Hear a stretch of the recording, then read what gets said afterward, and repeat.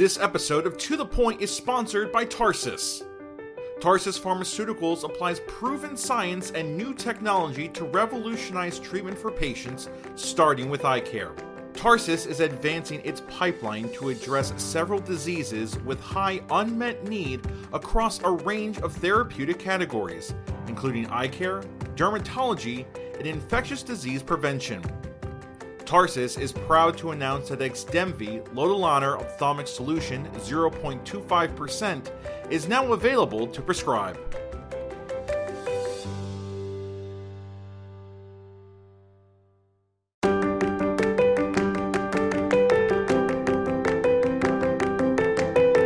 Ocular surface disease. It's complex, chronic, and progressive, but rife with opportunity for the enterprising optometrist. The mission of this podcast is to make this condition more understandable and accessible to those interested in specializing in it.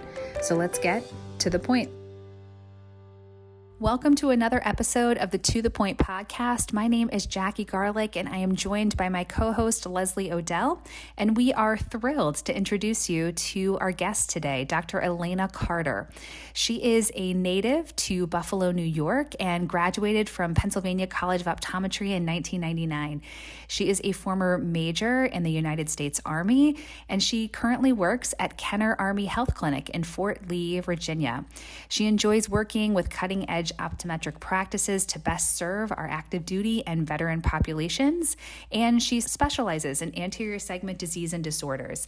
Thank you so much, Elena, for being here. Welcome. Hi, I'm very excited to be part of this. This is the first podcast that I have ever done, so this is really unique for me too. I have worked most of my career on the federal side at different military installations. I am prior service with the Army. I was in the Army for 14 years. I got out of the Army in 2013 and switched over to the civilian side. So I currently work at Fort Lee, Kenner Army Health Clinic in Richmond, Virginia. And I have been here since the early part of 2017. And so working at this installation is a little bit different. In that the type of people that we get here is a little bit different than some other installations. And so we encounter different kinds of difficulties and different types of diseases that have been very applicable to using amniotic membranes. We've been using amniotic membranes here for about a year to a year and a half. And I've used them on many, many different types of situations that I've encountered in the hospital that I work in now. So I think that, Jackie, I know, also has some military in her background with the National Guard. And the only thing that I did was my residency in the Baltimore VA. So I can appreciate the red tape that you're speaking to.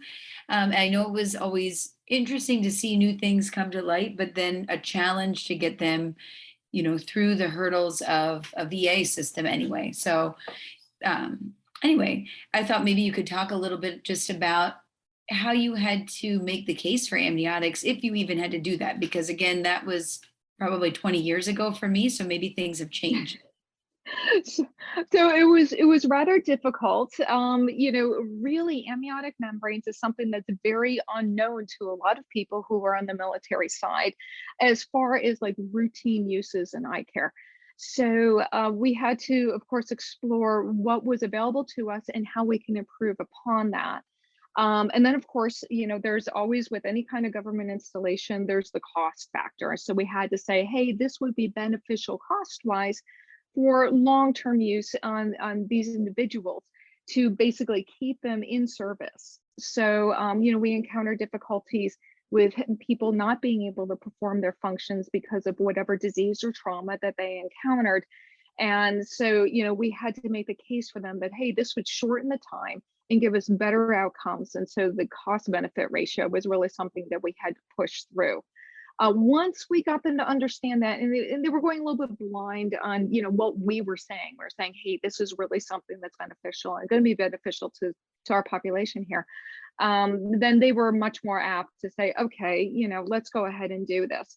And then, our usage there kind of proved that what we were saying was beneficial to the population. So It was really kind of, going through the red tape and, showing them, hey, this would be very beneficial to us. So once we got to that point, they were much more to let us kind of fly with it. So I feel like that's just the hurdle, is like getting whoever to sign off on this paperwork, and then things can like happen. Like you just need to go through all of that red tape and then it seems a little bit easier. But were you using amniotic membranes before you were, because, well, actually my first question is you're, doing, you're an optometrist on a military base, but practicing as a civilian, right? So correct. anyone can actually get a job on a military base. They don't have to be in the military to get that job. And were you then, before you were working on this base, using amniotic membranes in whatever practice modality you were in before? So right before I came to Fort Lee, I was actually working at the VA that was here in Richmond. And I was very, very fortunate there that I worked with many different ophthalmologists in different specialties. And one of them that I worked with was a corneal specialist. And they were using a different type of amniotic membrane, and very, very sparingly at that time. So, I had some exposure on that end of it, but I was really eager to bring it into our practices here. So that was really the push through. And with the membrane that they were using there, I didn't feel it was quite as effective as the membrane we're using now.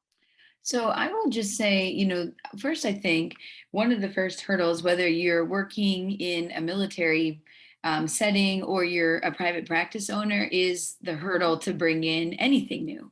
The private practitioner, sometimes if you're the practice owner, I always tell Jackie, like, we're in our own way. We have to change what we're thinking and just get out of our way so that we can bring in these new technologies. Or sometimes if you have associate doctors and you're trying to get them to be doing newer treatments, that can also be a hurdle.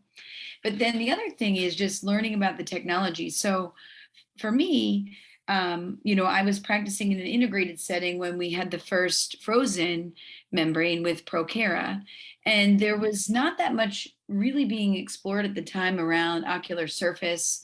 For those patients, I really thought of, ulcers or chemical burns or something along those lines. Then I transitioned into a private practice that was focused more on dry eye. And that's kind of when I had my first exposure to dehydrated membranes. Mm-hmm. And, I'm not actually, I think there's so many dehydrated membranes now, I probably couldn't even name them all. But at the time, there were very few to choose from. And I myself got a little bit gun shy. My ophthalmologist, although I was capable, didn't want me to be using Procara. So I had no experience yet with Procara. And then I went right to the dehydrated, but I didn't know that some of these membranes are preserved with chemicals and even antibiotics like gentamicin. So I had a few acute red eyes come back that really made me gun shy at the beginning. I placed the membrane, I placed the bandage contact, they looked great. And then literally with one patient even called me the same day saying they were having this redness starting, but usually it'd be like a day after I placed it that they came back with this acute red eye. So talk a little bit about maybe not necessarily calling out brands, but just what your experience was when you were working with the cornea specialist and just, what barriers you saw with that particular membrane. Yeah, so the membrane that I had used before was the Procara. And the big thing is that the population there, so I was working at the VA, so the population there was an older population that had a lot of other difficulties health-wise. And so getting them to tolerate the Procara, that was a big issue. And so they were very resistant to it. And we really didn't use a whole lot because of that. They were much more into using just chemical prophylaxis and things, artificial tears and some other things like that. Them really using the Procara. That was kind of, something that was like a last resort. And we didn't do a lot of them, mostly because of the patient's resistance. So when we came to Fort Lee, we went to the dehydrated amniotic membranes, and that has worked very, very well. A lot of it is setting expectations for the patient, as I'm sure you have too. as I've learned as I've gone along and say, hey, look, this is what it's going to feel like. And once I set those reasonable expectations, really a lot of people have adapted to it very, very well. A lot of my patients are very grateful once they get through that first day of, hey, it feels like there's something in my eye. But it wasn't to the point of, some of these patients with the Procera where it really was uncomfortable. You really had to tape that eye shut because it was so uncomfortable for them. So I have found a lot more success and a lot more patient tolerance with using the dehydrated lenses or membranes. Jackie, I wasn't sure how much experience you had with Procera, but they came a long way. I never used the original ones, which I think were really harder for patients to tolerate, but I have now placed several slim in the past year and a half, and with the proper tape and the proper patient. So for me, my dry eye patient, unless maybe I'm really pushing for surgery, has not been my patient candidate for Procera. I've used it on a chemical injury, and I've used it on a recurrent erosion. And, when the patient's in a lot of distress, that taping the lid and tolerating the ring seems to not be so bad. But I totally agree. If you're using it for ocular surface, sometimes you're taking that eye out of commission, and that's hard on the patients. But I wasn't sure what kind of, experience you've had, Jackie. Yeah, I've had a lot more experience with the dehydrated membrane personally. I've had a little experience with the Procera.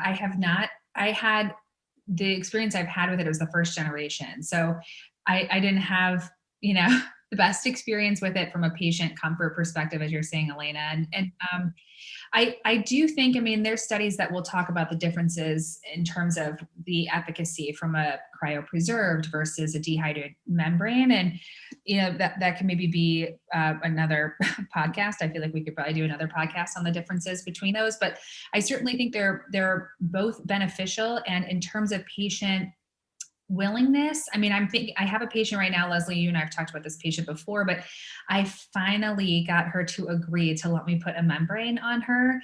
And she would, I think, like lose it if I put a Procera in her. So I'm going to put a dehydrated membrane on her, but I think patient selection is really, valuable. And I honestly think it's less uncomfortable with the dehydrated. Yes, you're taking that eye out of commission, but that's similar to a Procera, probably not as much so. Well, I don't think you're really, the blur factor, they maybe drop 2 or 3 it's not, it's not that significant. But depending on the person, like I'm putting this in an engineer.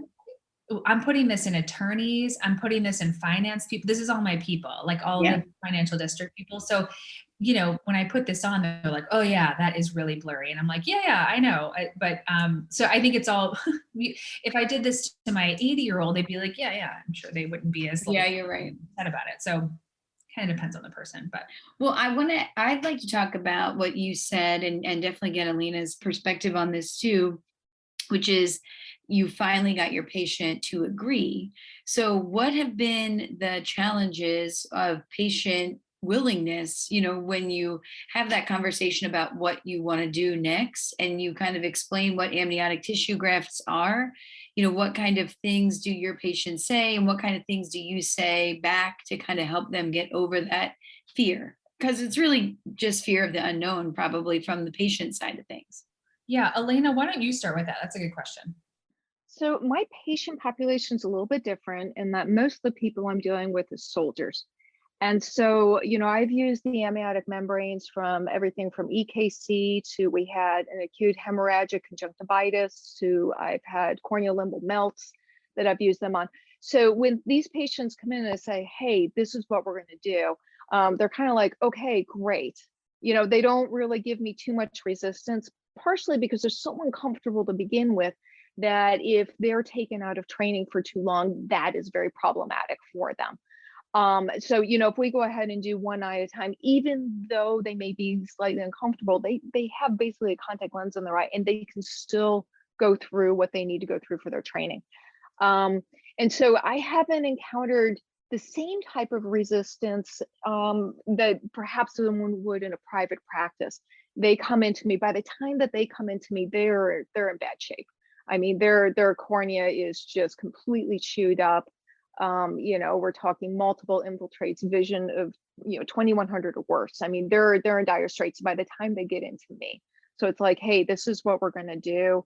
Or the flip side, they're so uncomfortable. If I have someone who's got like a filamentary keratitis, that they've gone through to having that picked off their cornea so many times, they're just hey, put me out of my misery. Let's go ahead and do this. So I really haven't had the resistance. As I said, that someone would in like on a private practice. They're like, hey, is this going to help me? This going to get me back to where I need to be quicker and make me more comfortable. And once they get through that first day or two, they are much more comfortable. And by the time they come back into me to have that bandage contact lens removed, their vision is usually improved significantly. So they're quite happy to get through it quicker. I think that's exactly right. Like your patients that are really miserable and have like really significant acute things or that take zero convincing, those patients are like just in need help, and will take any help that you're offering. This is more the resistance that I ever hear with a patient is like that, they're going to be blurry, and that eye is usually the biggest thing. And what I end up doing, and these are also not people with like super acute problems. These are like chronic dry eye that's just like recalcitrant to whatever we're doing. And so I'm like, let's just, take an amniotic membrane step. And so for me, those patients, I'm like, okay, well, I just have to walk them through what we need to do. And can we do it on a Friday then? And then you'll have the weekend, and then we can see you on a Monday and remove the bandage lens. Or can we do it on a day where you don't have a ton of trials to do? You just have to like work with it. It really just depends on your patient and like the level of like acuteness of the problem is what my experience is. For something like NK or, resistant keratitis, you have that luxury. You can talk to them and bring them back.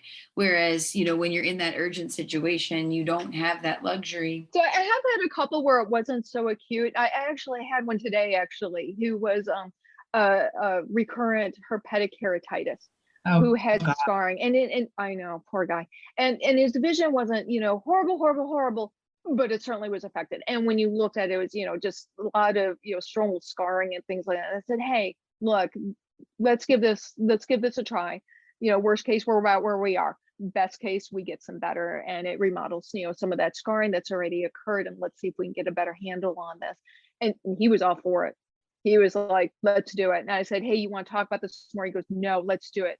I mean, he was like, yep, all for it. But, as I said, my population is a little bit different in that, as I said, when I see them, they're usually just absolutely miserable. They're just, help me, So this kind of brings up a good point, actually, is like, I feel like I learned doing an amniotic membrane is like a last ditch effort to help a patient.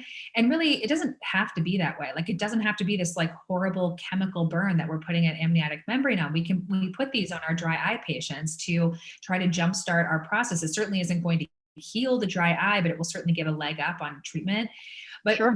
One thing that I think is probably not something you have to worry about, Elena, because I guess everyone's on TRICARE there, but is the coverage, and like what the insurance will pay for this. And I know, Leslie, you and I have spoken about this before. I don't have as many Medicare patients as you do, but my process in my office is if I have someone I want to put a membrane on, I'm sending a Slack message to my front desk or to my billing, and saying like, hey, I want to put a membrane on this person. What does that look like from their health insurance side? Like, is this all going to deductible? What is the deal? And so sometimes they can tell me pretty quickly what the deal is.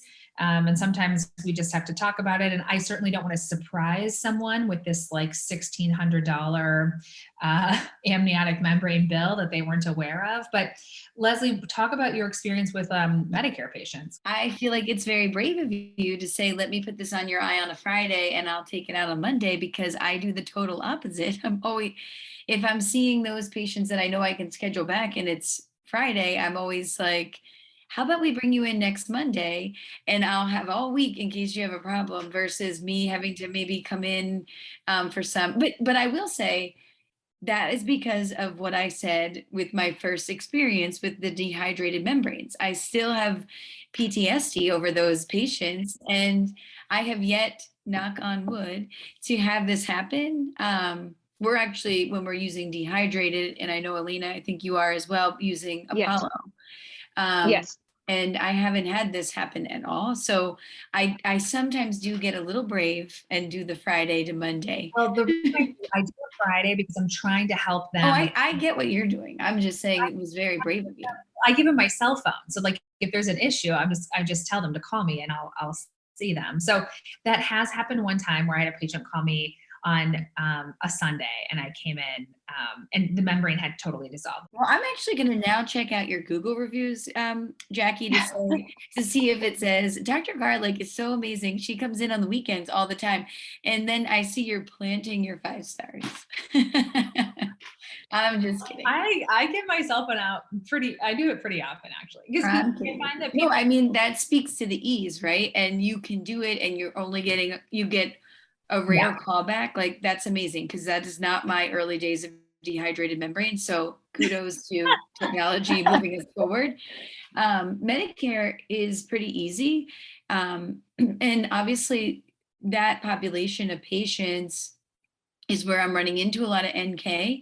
And so it's been really nice because I can do exactly what you're saying. I can jumpstart the healing of the cornea and they're tolerating it very well.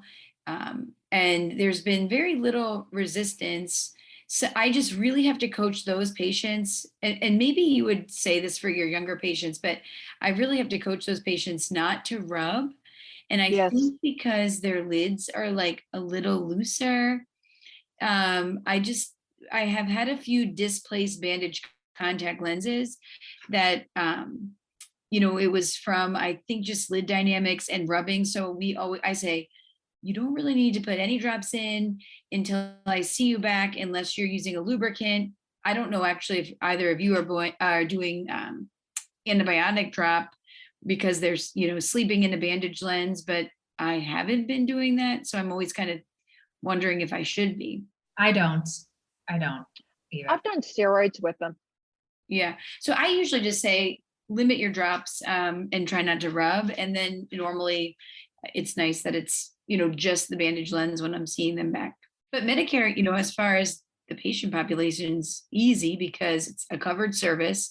There's no global period. So actually the patients that I've done the most membranes on, I've kind of have on this 6-month rotation where, when things start to get worse again, we go back to that. And that they've been tolerating it really well. So are there insurances that do give a lot of resistance and how do you overcome that? Yeah, that's a good question. So this is my process and I'm sure there's other, ways to do this, but I like I said, I message my billing person who will look at insurance really quickly and tell me if something is right away just going to go to deductible. And then I explain to them what the deal is. And I try to be creative because usually people are like, oh, $1,600. Like, I don't know. So I find that it's less so that but once we have done the work on the front end to know what the deal is with the insurance or if it's going to be covered, I do think they might have to call. I'm like not that knowledgeable in this area because I have someone else who's doing it. But sure. Once you do the work on the front end to just know whether it's going to deductible or I don't know, it's a covered service or not. I've not had issues with them paying out on them as long as you know that going in. So you just have to do your work on before you do it. But I don't know. Deductibles are the biggest challenge with the private pay, but the patients know that, right? They select these plans with high deductibles, and so they are prepared to pay out of pocket because they're used to paying medical bills more so than a Medicare patient, right? A Medicare patient at the beginning of the year is one of the more challenging patients because they're used to not having to pay. And so until they meet their deductible, sometimes that's a challenging time. But I think that deductible, and then the other thing is just making sure that you're coding it right. That's where you're going to sometimes get some issues. So just knowing when membranes are supported, and that's easy to find.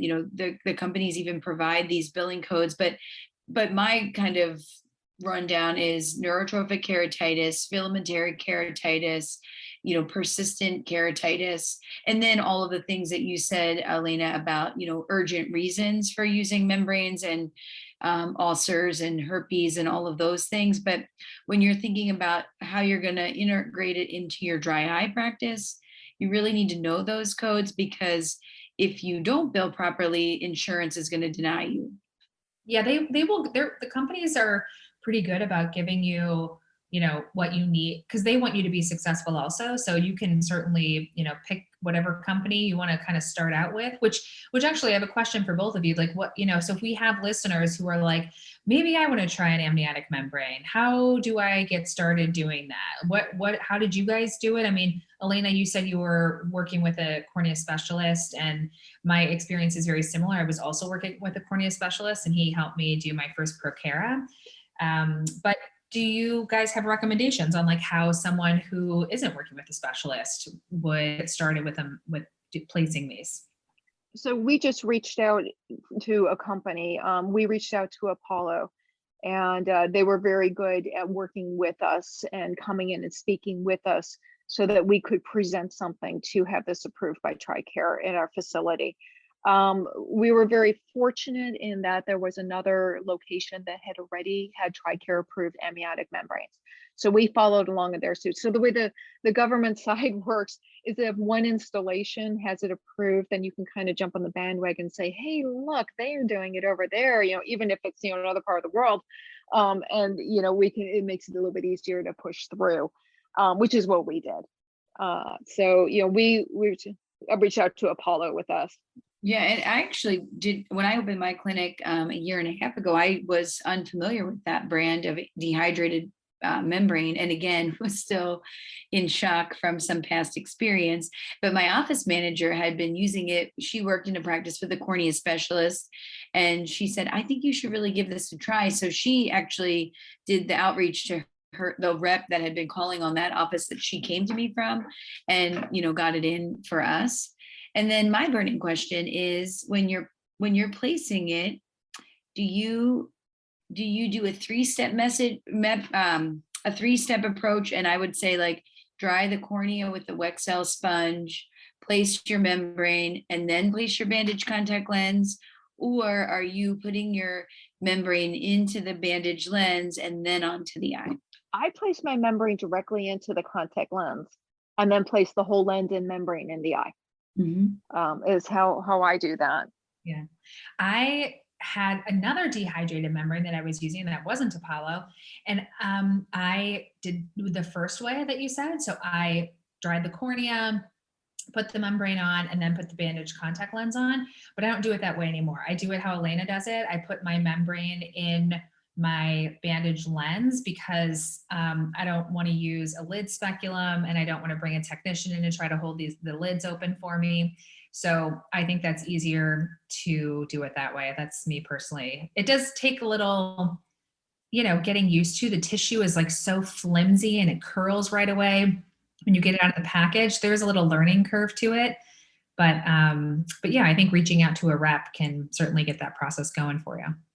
So I do it the first way. I do have an assistant though that holds the lids open, so I don't need to use a lid speculum, and we kind of do the 3-step that I've said first. But my question, because I have watched the videos and had some training, but do you dry the inside of the contact out? No, you leave it. I do not. I leave it wet. I pull it out of the package with like a flat spatula forceps and place it directly in. So basically I line up the first edge and just lay it right down. And then I have some Wexel so that if there's any kind of movement or an air bubble, then I can just easily move that down. And that keeps it from dehydrating or curling up. So I just do it very quickly, pull it out, place it right in, and then take the bandage lens and place it right on the eye. I also don't dry the contact lens. I obviously dump the solution, and then I probably learned this from the video. I put it right on top of my foil top, basically my open foil top. So I set it up like that, but I don't dry out the inside. I leave it the way it is. I know I do, but do you use a certain diameter lens? Do you find that certain lenses work better?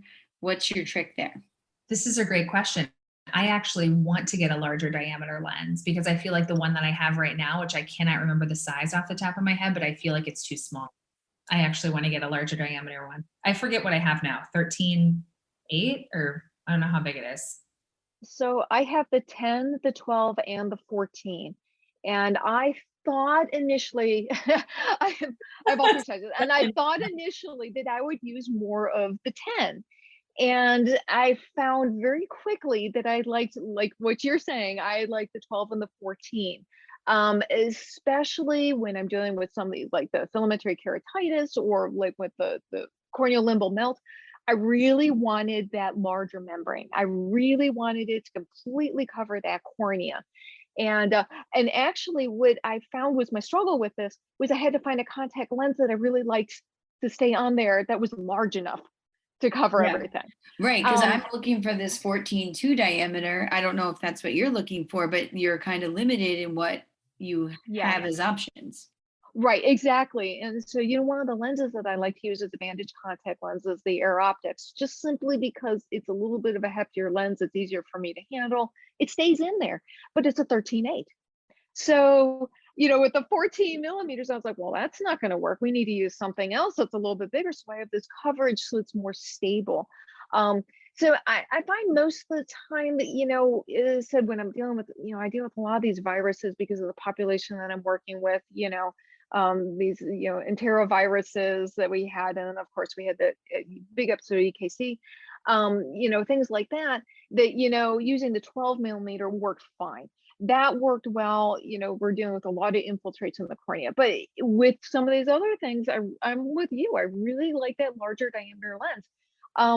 Or membrane. I keep saying lens, membrane, but I find the one that I really don't go to a lot is the 10 millimeter. It just isn't large enough. 12. Yeah, I think my go-to has been the 12. And I've been using a ProClear lens because I think it is this 14.2 diameter. But anyway, I just wondered if I could be doing anything better. I'm always trying to be better. So I must have a 10, or maybe I have a 12 millimeter, but I do want it to be larger. But so then, Elena, what lens are you using for your large diameter membrane? Right. So, I've done the same thing, that I've gone to like a Biofinity, which is a 14, or some of the other lenses that we have in the clinic where they were like a little bit larger, a 14 too. And so I really didn't care that much about the prescription. I'm not going to put a -7 on them because that's going to make them miserable. But, if it's, a +50 or a -50, I wasn't too concerned about that because they're going to be a little blurred up from the amniotic membrane to begin with. But something that would really cover all the way, over the limbus and really keep that membrane a little bit more stable. I didn't want that membrane sticking out on the edge. And then, of course, them blinking and catching that. And that was going to be irritating to the eye. But, I found that worked very well. I was very happy and very surprised at how well some of these other conditions responded to it. It really worked well once I got it over that limbus. So I was very pleased. I'm just looking here because I think a lot of the toric lenses are 14.5 millimeter. Mm-hmm. Yes. So it probably makes the case for maybe using one of those, even though those, I don't know if they have bandage lens approval, but FDA approval for bandage lens. I think that's just the Oasis, right? And Night and Day or something. Yes. This was a great talk. Thank you so much for coming on, Elena. This was very helpful to kind of hear your opinion on amniotic membranes. Any last thoughts we want to leave everybody with? I would say it's definitely something to explore in your practice. There's a lot of opportunities for patients that can be addressed with the amniotic membranes. And then, of course, reaching out to the companies themselves to find ways to work with these patients' insurances to have this covered. Because I think really it's, this regenerative medicine, when it comes to a lot of these conditions, is really groundbreaking and a good approach to take with all these people with these chronic conditions. So I would definitely encourage people to look into it and explore those options. Thanks so much again, Elena, for joining us on this podcast and for all of your information on your practice and how you use your amniotic membranes. Thanks so much. Thank you. Thank you for inviting me.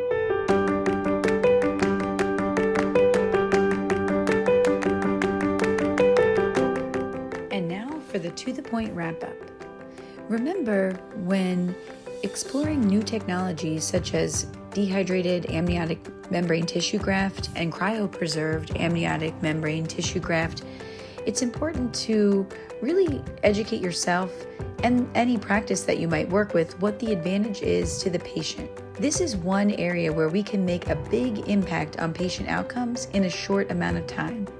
Be thinking about amniotic tissue grafts for patients with infectious conditions of the cornea, toxic conditions of the cornea, and even things like chronic dry eye and neurotrophic keratitis.